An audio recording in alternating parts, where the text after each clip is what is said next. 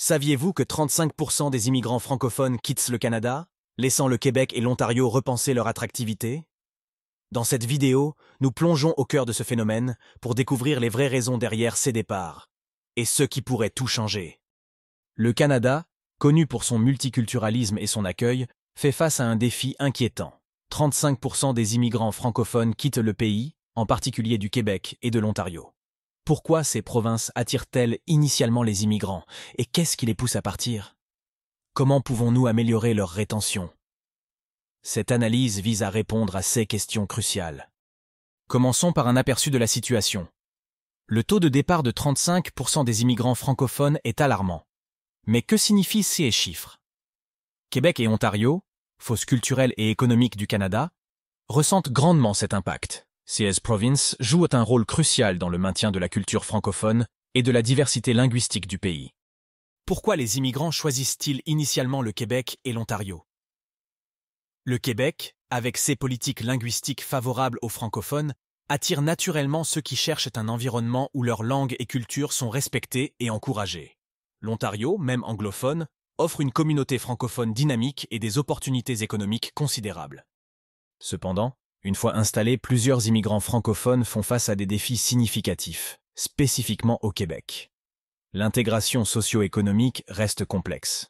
Le marché du travail, bien que prometteur, présente des barrières pour les francophones en raison de la méconnaissance de leurs qualifications et expériences acquises à l'étranger.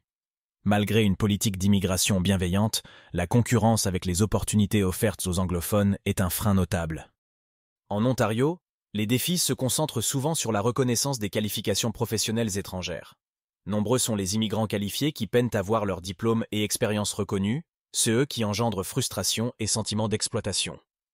Ce problème pousse souvent ces talents à chercher d'autres marchés plus réceptifs. Les francophones font face à des défis uniques. Ils doivent jongler entre les incitations économiques des régions anglophones et la richesse culturelle du Québec.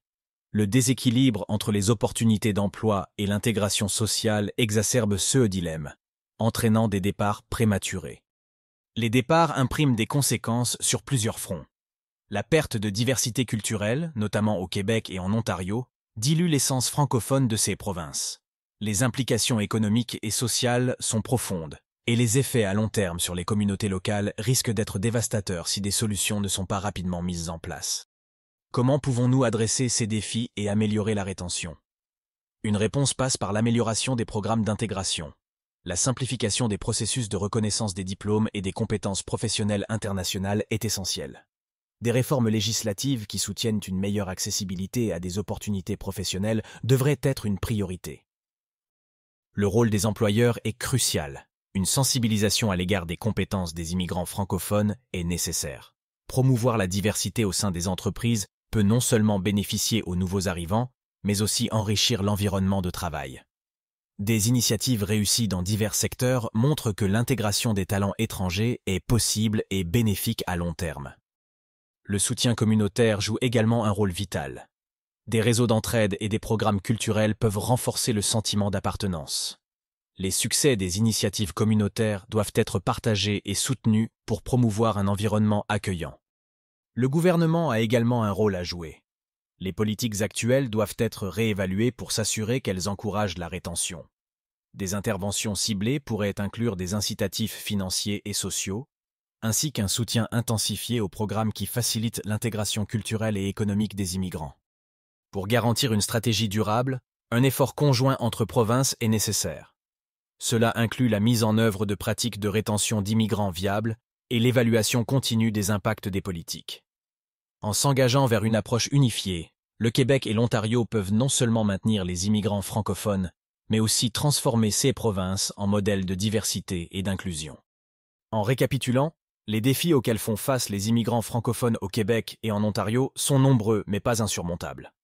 En adoptant une approche holistique, en renforçant les initiatives d'intégration et en engageant tous les acteurs de la société, nous pouvons non seulement encourager ces immigrants à s'installer durablement, mais aussi à s'épanouir dans leur nouvelle communauté. Le vibrant avenir multiculturel que le Canada souhaite maintenir repose sur notre capacité collective à écouter, comprendre et répondre aux besoins de ces nouveaux membres de notre société. Agissons ensemble pour un Québec et un Ontario métissé, inclusif et prospère. Ensemble, construisons un avenir inclusif où chaque immigrant francophone peut s'épanouir et contribuer à la richesse de nos communautés. Merci d'avoir regardé. Et n'oubliez pas de liker, partager et vous abonner pour soutenir cette vision d'un Canada plus uni et prospère. À bientôt.